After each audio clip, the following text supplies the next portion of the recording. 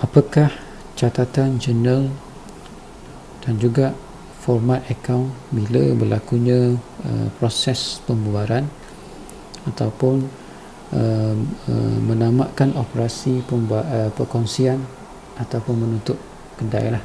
Okey, di sini catatan jurnal sebelah kiri ini saya akan tunjukkan satu demi satu. Okey, dan juga rekod di ledger ataupun di akaun. Okey, satu demi satu. Okey, so yang pertama kita tengok keterangan pertama ni ataupun langkah pertama ialah menutup semua akaun aset. Okey, aset ni termasuk aset semasa dan juga aset bukan semasa. Okey, aset semasa dan juga aset bukan semasa. Okey, cara dia ialah mendebitkan realisasi dan kreditkan akaun aset. Okey, saya tunjukkan ledger.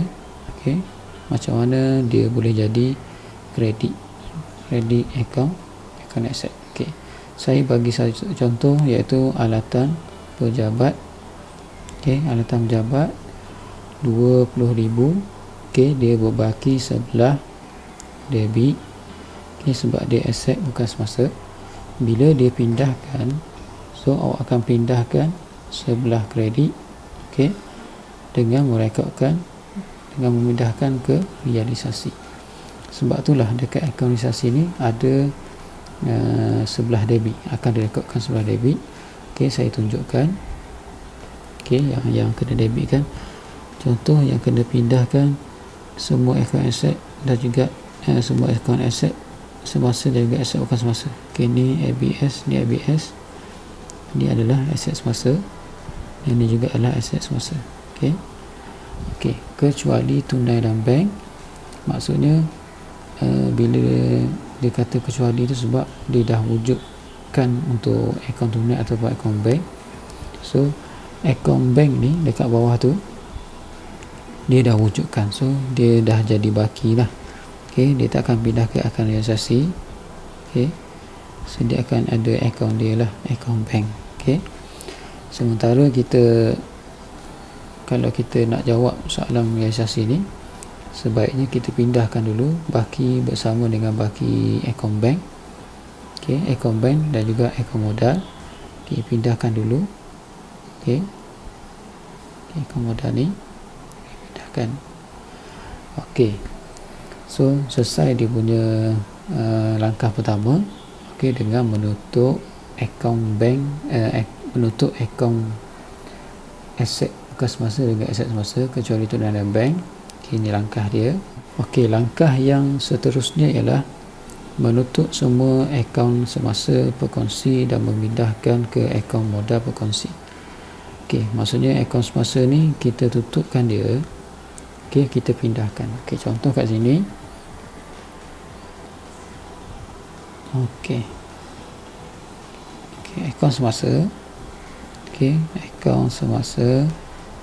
Okey, kalau ada dua perkongsi, kita buat dua ni lah, dua lajur kan. Okey, buat ruangan AB. Okey, baki asal untuk akaun semasa adalah berbaki sebelah kredit. Okey, sebab dia pakai konsep equity pemilik. Okey, contoh 1,000 untuk A, 2,000 untuk B. Okey, bila kita nak tutup akaun semasa, so awak kena debitkan. Okey, debitkan 1,000. Okey, 2,000. Okey, so kat sini kita kena pindahkan ke akaun modal. Okey, sebab itulah debit akaun semasa.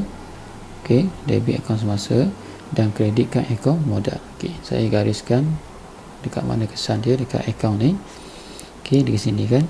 Okey, akaun semasa. Okey, 1,000 dan juga 2,000. Okey, itu cara dia. Okey, selesai keterangan yang kedua. Okey, yang ketiga ialah merekod penerimaan bank tunai daripada penjualan aset. Okay, bila kita tutup perniagaan, so kita akan berlakulah proses jual aset. Okey, sebab tak ada ni, kita nak jual semualah. Okey, sebab tak nak ni lah, tak nak buat bisnes lagi.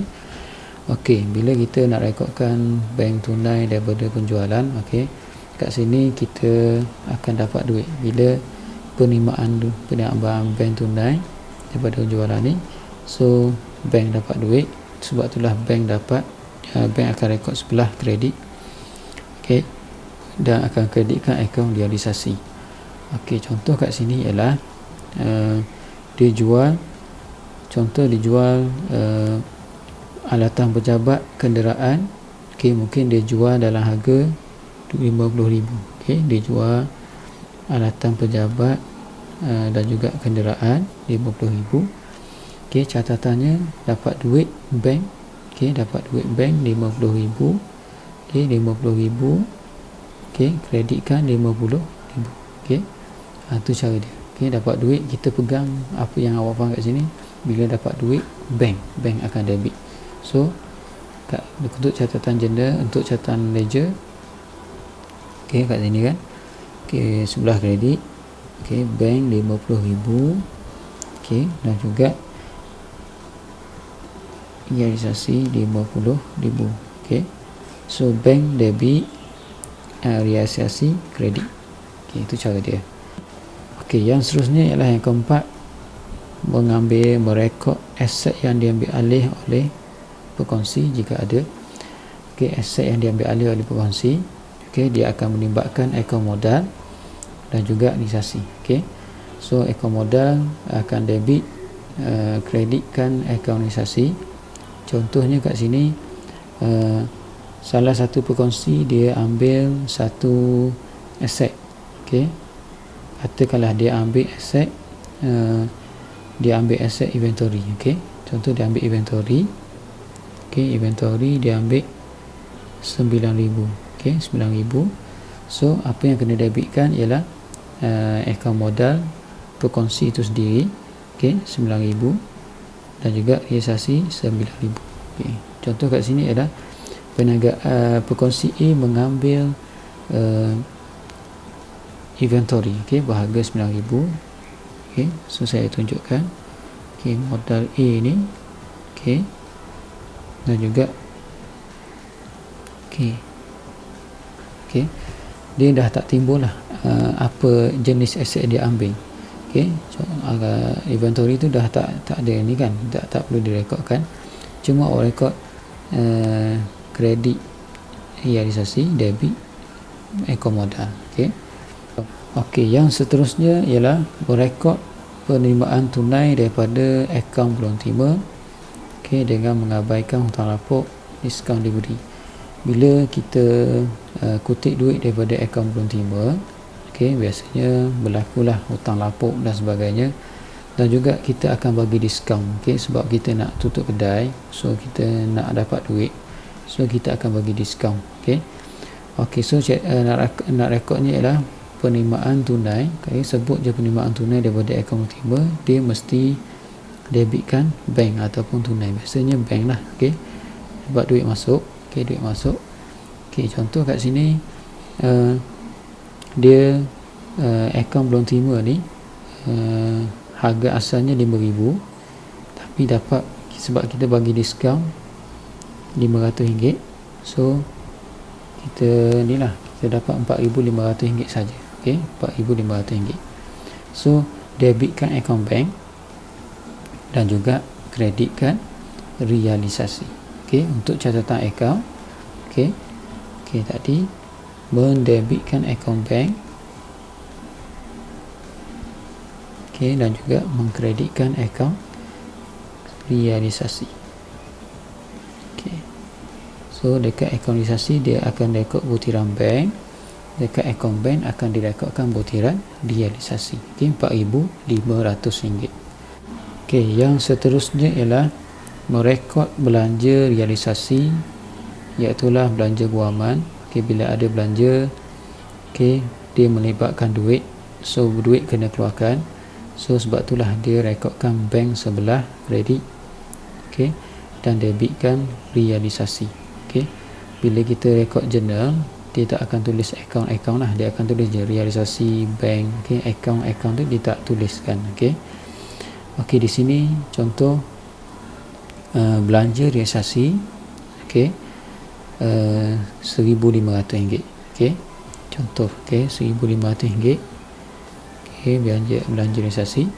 So debit akaun realisasi, kreditkan akaun bank. Okey, apa yang direkod di jurnal, okey, apa yang dicatat di jurnal sama, okey, akan rekod realisasi debit kredit tu. Okey, cuma di dalam bentuk akaun lah. Okey, contoh bank kat sini, okey, RM1,500, okey, realisasi. Okey, manakala dekat akaun bank dikreditkan, okey, RM1,500. Okey, butirannya ialah realisasi. Okey, so dah selesai bahagian untuk yang ke-6. Okey, yang seterusnya ialah merekod bayaran kepada akaun belum bayar atau liability lain jika ada. Okey, maksudnya bila kita nak tutup operasi, okey, apa-apa hutang yang kita ada kita kena bayarkan lah. Okey, katakanlah kat sini akaun belum bayar. Okey, kita nak rekod catatan kita nak bayar akaun belum bayar. Okey, saya tunjukkan akaun belum bayar. Okey, macam mana dia boleh jadi ni kan, boleh jadi kredit dekat sini kan, dekat akaun bank. Akaun belum bayar, okey, katakanlah dia berbaki RM9,000 kan. Okey, baki RM9,000. okey, dia berbaki asas RM9,000. okey, so bayaran akaun belum terima, contoh pembekal minta kita bayar RM8,500 saja. Okey, RM8,500 saja.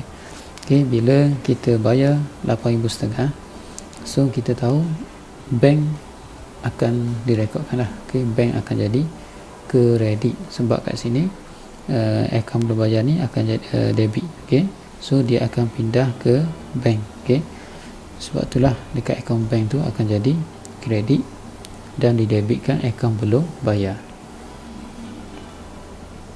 Okey, saya tunjukkan.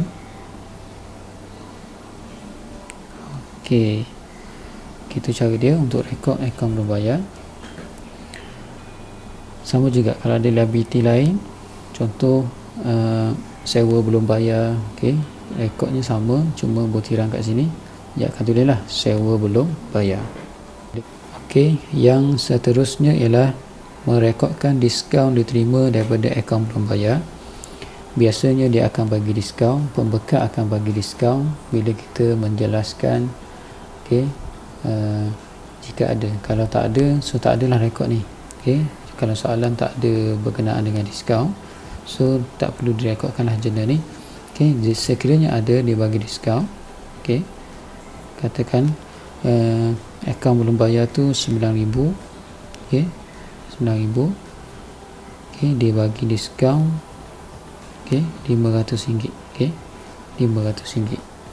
Okey, untuk catatan, debit akaun belum bayar, kredit akaun kredit realisasi. Okey, di sini dekat akaun belum bayar ni, dia sebenarnya sambungan daripada keterangan yang ketujuh ni. Okey, katakan dia bagi diskaun RM500. Okey, RM500. Bila dia bagi diskaun, kita akan rekodkan dekat akaun realisasi. Okey, kita tak akan pindah ke akaun bank. Okey, diskaun. Okey, diskaun diterima kan. Okey, kita akan terus pindah ke realisasi. Okey, realisasi. Okey, kalau tengok sebelah kredit realisasi tu ada tulis butiran akaun belum terima. Dia menunjukkan diskaun yang kita terima. Okey, diskaun yang kita terima daripada kita bayar duit kan, daripada bayar duit kat dia, jelaskan hutang tu, dia bagi diskaun. Okey, yang seterusnya ialah merekod liability yang diambil oleh pekongsi. Okey, boleh jadi dia tanggung akaun belum bayar ataupun dia tanggung pinjaman. Okey, contoh kat sini pinjaman lah. Okey, contoh kat sini Pekongsi mengambil ataupun dia menanggung liability pinjaman. Okey, kita buka, untuk kita faham, saya buka akaun pinjaman. Okey, akaun pinjaman adalah akaun liability. Okey, liability. Okey, bila dia pindahkan, okey, pinjaman ni berbaki sebelah, okey, pinjaman berbaki sebelah kredit sebab dia liability kan. Okey, liability semasa ataupun liability bukan semasa lah. Okey, biasa liability bukan semasa. Bila dia nak tutup akaun pinjaman ni, okey, dia akan debitkan. Okey, debitkan siapa yang nak ambil alih, okey, A ataupun B. Okey, kat sini situasi kat sini ialah yang nak ambil alih ialah B. Okey, pekongsi B nak ambil alih. Okey, so debit akaun pinjaman, kredit akaun modal B. Okey. Okey, so saya tunjukkan dia punya kesan dekat akaun ni. Okey, so debit akaun pinjaman, kredit akaun modal, pekongsi. Okey, so yang 5,000 kan. Okey, okey, kat sini pinjaman ni bukan pinjaman bank. Okey, mungkin pinjaman ni daripada pekongsi sendiri. Okey, perniagaan membuat pinjaman dengan pekongsi. So duit dia, okey, dipulangkan semula lah. Okey, dipulangkan semula kepada pekongsi. Okey, sebab itulah dikreditkan akaun modal siapa-siapa mana-mana pekongsi. Kat sini pekongsi B lah, contoh kat sini pekongsi B. Okey, yang seterusnya yang ke-10 ialah merekod liability tambahan yang baru dijumpai. Okey, baru dijumpai semasa proses realisasi. Okey, biasanya kita dah buat kan, tiba-tiba ada satu dokumen kita belum rekod, lepas tu belum lagi dibayar. Okey, contohlah kadar bayaran. Okey, kadar bayaran tiba-tiba kita perasan ada satu resit belum dibayar. Okey, so apa yang kena buat, kita kena bayarkan. Okey, kena bayarkan.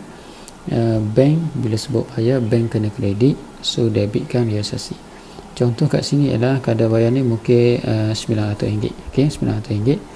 So debit realisasi, kreditkan akaun bank. Okey, ni bila situasi belum lagi direkod. Okey, kes baru jumpa dokumen tu ataupun urus niaga tu, kita baru nak rekod. Okey, so kena rekod dua kali kat sini, satu dekat realisasi, satu dekat bank. Okey, so debit akaun bank, debit akaun realisasi dengan catatan bank, manakala dekat akaun bank kredit dengan catatan realisasi.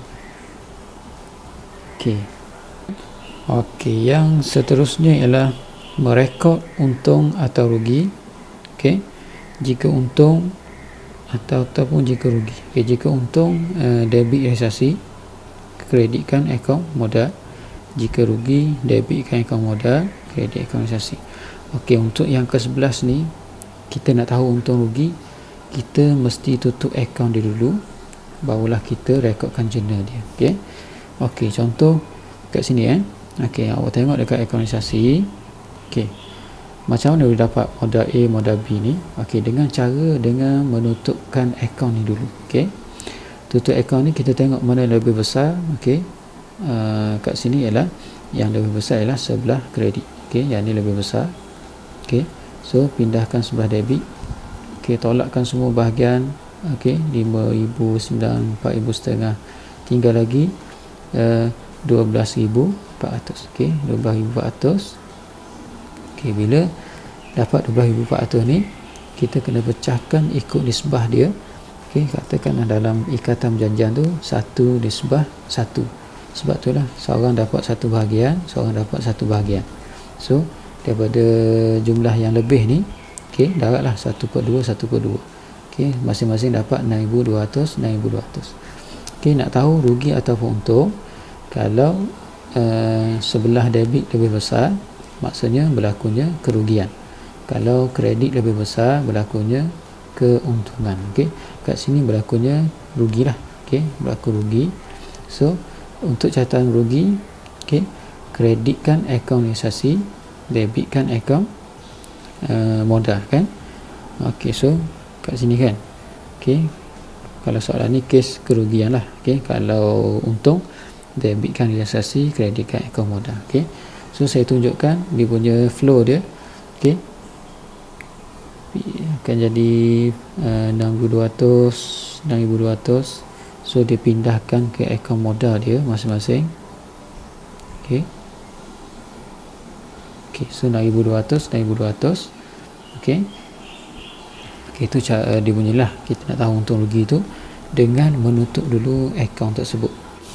Okey, yang seterusnya, okey, merekod pembayaran balik modal kepada pekongsi. Okey, yang ke-12 ni sama, dia punya cara dia tutup dulu akaun modal. Okey, barulah kita tahu okey berapa yang perlu dibayar balik kepada pekongsi. Okey, di sini daripada proses akauntisasi tadi ditutup, dipindahkan ke akaun modal. Okey, 6,200 tu. Okey, barulah kita tutup akaun modal. Okey, macam biasa kita semak mana yang lebih besar. Okey, kat sini ialah yang lebih besar ialah sebelah kredit. Okey, A dan juga B, sebelah kredit lebih besar. Okey, pindahkan bahagian debit 31,000, 37,000. Hasil tolak ni dapatlah nilai, okey, lebihan ni. Nilai lebihan ni lah yang kena dibayar kepada pekongsi. Okey, so debit akaun modal, kredit akaun bank. Yang bo ni kan, okey, yang bo ni, yang bank tu butiran bank. Okey, saya tunjukkan. Okey, bank 15,800 dengan 30,800. So pindahkan akaun bank. Okey, maksudnya di sini bank ataupun perniagaan kena bayar kepada pekongsi A sebanyak 15,800, manakala pekongsi B kena bayar, maksudnya perniagaan perlu bayar dekat pekongsi 30,800. Okey, untuk rekod yang keterangan 12 ni dengan cara tutup dulu akaun, barulah awak rekod debit akaun modal, kredit bank. Okey. Okey, dan yang terakhir ialah yang ke-13, merekod kemasukan tunai oleh pekongsi jika mengalami kurangan modal. Okey, sekiranya berlaku duit tak cukup, maksudnya contoh dalam situasi ni, sini masing-masing pekongsi cukup duit lah, maksudnya dia tak perlu ditambah duit, maksudnya tak perlu top up duit. Okey, bila kena top up duit, okey, bila berlaku dekat akaun modal ni, dia daripada baki-baki ni, baki akhir tu akaun modal tu berbaki sebelah kredit, so dipindahkan dekat akaun bank jadi debit. Okey, sebab tu bila berlaku macam tu, barulah maksudnya pekongsi kena tambah duit. Okey, merekod kemasukan duit. Kalau kes yang saya tunjuk ni, masing-masing pekongsi A dan juga pekongsi B ni ada lebihan lah. Okey, ada lebihan, maksudnya perniagaan perlu bayar kepada pekongsi. Okey, perlu dibayar kepada pekongsi. Okey, melainkan dekat akaun modal ni kalau ada kurangan, maksudnya berbaki maksudnya kurang dekat sebelah kredit. Okey, kat sini kena rekod bank. Okey, kena rekod bank sebelah debit. Itulah maksudnya kena tambah duit. Okey, so tu caralah. Okey, ni sekadar penerangan nota lah. Okey, bila saya insyaAllah kalau ada soalan nanti saya akan tunjukkan, dan insyaAllah kamu akan lebih jelas, okey, lebih faham. Okey, untuk video ni untuk nota saja. Okey.